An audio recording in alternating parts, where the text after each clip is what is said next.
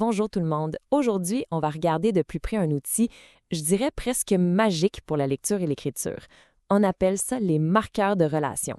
Bon, le nom a l'air un peu technique comme ça, mais pas de panique, on va décortiquer tout ça ensemble, étape par étape. C'est parti!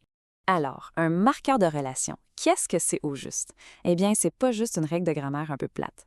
Si on imagine qu'on conduit une voiture, ces mots-là, ce sont nos panneaux de signalisation. C'est eux qui nous disent quand tourner ou quand ralentir pour pas faire d'accident de parcours dans le texte. Ou alors, pensons à un mur de briques. Si les phrases sont libriques, les marqueurs, c'est le ciment qui vient lier tout ça bien solidement. Bref, c'est ce qui guide notre lecture pour qu'on ne se perde jamais en cours de route. On peut regrouper ces fameux petits mots selon le travail qu'ils font. Il y en a qui mettent les idées en ordre, comme d'abord ou ensuite. D'autres qui vont ajouter une idée, comme de plus, ou qui donnent une cause, genre parce que. Mais attention, la chose super importante ici, c'est qu'il ne faut surtout pas essayer de tous les apprendre par cœur d'un seul coup. Non, non. Le vrai but, c'est juste d'être capable de les reconnaître, un peu comme quand on reconnaît un panneau d'arrêt au coin de la rue. Voyons un peu cette colle en pleine action.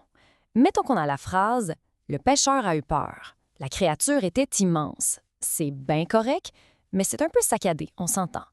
Par contre, si on ajoute notre marqueur, ça donne « Le pêcheur a eu peur parce que la créature était immense. » On entend la différence, n'est-ce pas? Le mot « parce que » vient faire le pont entre l'action et la raison. La phrase devient soudainement beaucoup plus naturelle et beaucoup plus claire. Et si on repense à l'histoire d'Ovide le pêcheur puis du monstre ponique qu'on a lu, remarquons comment l'auteur a placé ses propres panneaux de signalisation. Il dit, d'abord, Ovide a préparé ses filets, ensuite, il est allé sur le lac. Les mots d'abord et ensuite, ici, viennent vraiment organiser l'action à la perfection. On sait exactement ce qu'il a fait en premier, puis en deuxième. C'est littéralement impossible de se tromper de chemin. Bon, alors, la grande question qui se pose maintenant, c'est quel marqueur on va bien pouvoir choisir pour bâtir notre prochaine phrase. En s'habituant à utiliser ces petits mots-là, ce fameux ciment, on rend n'importe quel texte beaucoup plus solide et franchement plus facile à lire.